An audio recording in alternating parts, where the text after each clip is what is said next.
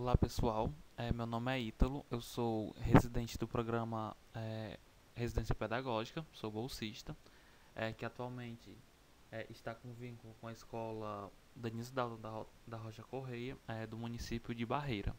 Hoje a gente vai ver um pouco sobre a briga que teve entre Isaac Newton e Gottfried Leibniz, que foi uma briga sobre o cálculo diferencial integral, sobre quem criou e tudo mais. Nós vamos ver um pouco dessa história e o que exatamente aconteceu.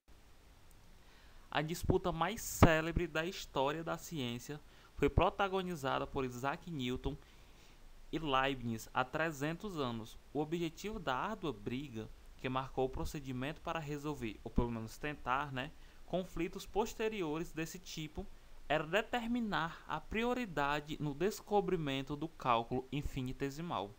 Foi nessa polêmica que Newton cunhou uma frase que ainda seria ouvida por muito tempo: os segundos inventores não têm direito.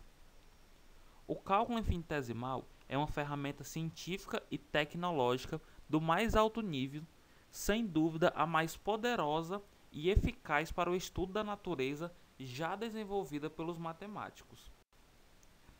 Considera-se que Newton e Leibniz o descobriram porque sintetizaram dois conceitos que hoje denominamos de derivada integral.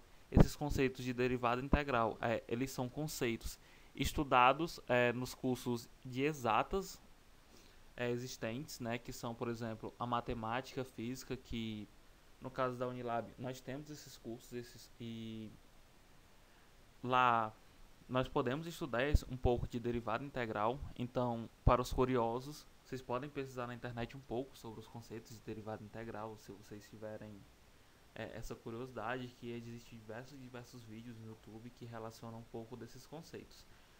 Eles desenvolveram também as ferramentas que permitiam manejá-los, mostraram que são conceitos inversos. A isto se chama o teorema fundamental do cálculo, que é outro tipo de ferramenta que está dentro do cálculo diferencial integral. E por fim, ensinaram como utilizá-los para resolver de forma unificada um enorme catálogo de problemas que até então eram estudados caso a caso.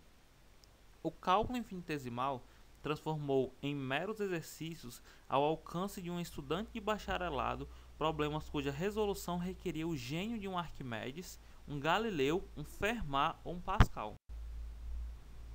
O objetivo da disputa entre Newton e Leibniz certamente valia a briga. A polêmica foi áspera e, por vezes, muito suja. Refletiu a singularidade de seus protagonistas e expôs algumas das mais apaixonantes complexidades desses dois gênios da ciência e do pensamento. A briga mostrou um Newton colossal, vingativo e complexo. Mostrou-nos o cientista, mas as entrelinhas revelam também o mago e, sobretudo, o místico.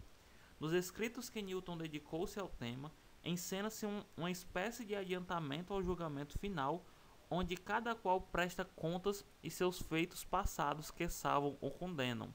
Percebemos também, quase em cada palavra, que Newton escreveu sobre a controvérsia, a profunda religiosidade com que ele entendia cada fato da vida, incluindo o fato científico. Enquanto Newton, quando atacava, encolhia a cabeça e arremetia, Leibniz era mais sibilino, incisivo, mas mesmo obsessivo, tanto que até se permitiu brincar sobre o assunto da política. A guerra científica terminou com a morte de Newton em 1727 e não chegou a esclarecer totalmente a questão da prioridade, entre outras coisas porque alguns documentos fundamentais só caíram em domínio público séculos depois de acabada a briga. A verdade é que Newton e Leibniz descobriram o cálculo de forma independente. Newton entre 1666 e 1669 e já tinha escrito 2 livros em 1671. Divulgou-os só a um grupo de colegas, mas não os publicou. Tinha pavor de ver suas obras serem criticadas. O primeiro desses livros só foi publicado em 1704 e o segundo em 1736, 9 anos depois da morte de Newton. Leibniz descobriu o cálculo alguns anos depois de Newton, entre 1675 e 1676, nos dois últimos dos quase 5 anos que passou em Paris.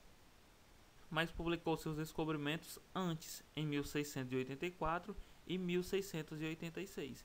As versões do cálculo de Newton e Leibniz foram conceitualmente distintas e seus conceitos fundamentais ligeiramente diferentes dos nossos.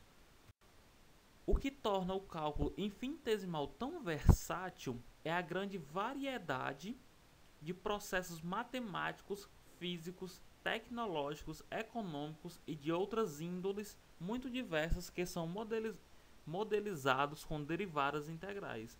A derivada, por exemplo, é um conceito fundamental da física, pois dá conta de velocidades e acelerações instantâneas e forças. Vemos outro exemplo da versatilidade do cálculo quando fazemos uma ressonância magnética ou tomografia. Esses procedimentos consistem em ondas que entram e saem do nosso corpo e, de certa forma, o que cada onda faz quando nos atravessa é a integral, cujo valor é a diferença de intensidade entre a onda que entra e a que sai. O que a máquina faz é adivinhar o interior do nosso corpo, levando em conta os valores de todas as integrais.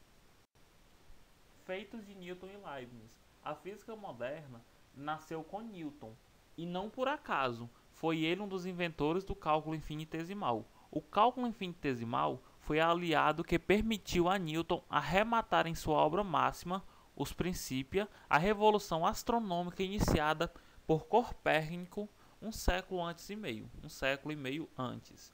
Leibniz e seus discípulos também utilizaram o cálculo para resolver diversos problemas mecânicos, que até então pareciam intratáveis, mesmo para gênios da magnitude de Leonardo da Vinci ou Galileu. A gente vê, né, nessa briga que, em tese, hoje em dia, a gente poderia pensar que foi uma briga besta. Porque eles, hoje em dia, se a gente pensasse, nós poderíamos imaginar que eles poderiam ter se unido e juntos teriam criado o cálculo diferencial integral, onde não precisaria dessa briga, né? E muito mais eles poderiam ter criado grandes e grandes ferramentas se eles tivessem trabalhado juntos. Só que eles resolveram meio que trabalhar de forma separada e com essa briga para ver quem criou primeiro o cálculo diferencial integral. O importante disso tudo é que, apesar dessa briga, ambos foram extremamente importantes para termos as ferramentas que temos hoje na matemática. O cálculo diferencial integral ela é uma ferramenta extremamente importante para o âmbito matemático, que ela é utilizada para resolver diversos problemas da matemática.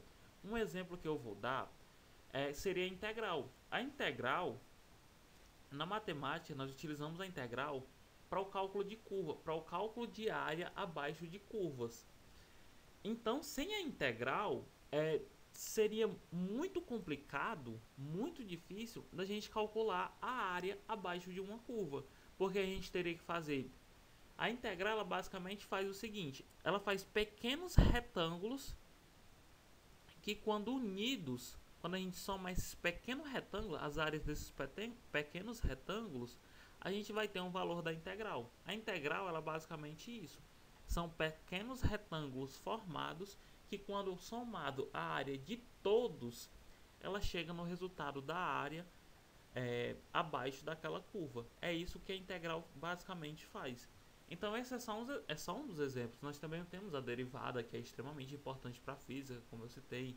Temos os limites também, que é a partir dos limites que podemos utilizar a integral e a derivada. Então isso é extremamente importante para o que a gente tem hoje na matemática.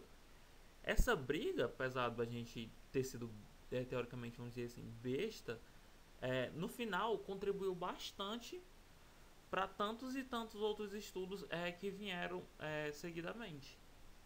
Então era basicamente isso. Eu queria que vocês entendessem um pouco dessa briga, né, entre Leibniz e Newton, o porquê dessa briga e o que aconteceu após ela. Eu mostrei tudo que a gente tem hoje em dia, todo tipo de ferramenta que, apesar de ter sido essa briga, mas todo tipo de ferramenta que eles puderam proporcionar pra gente, pro âmbito da matemática, da física, enfim, pro âmbito das exatas. Eu agradeço muito a vocês pela atenção. Eu espero que vocês estejam bem, tá? E eu aguardo vocês a partir de agosto pra gente voltar com tudo, para estudarmos cada vez mais esse âmbito da matemática, que é uma área tão linda e tão especial. Um abraço e até a próxima.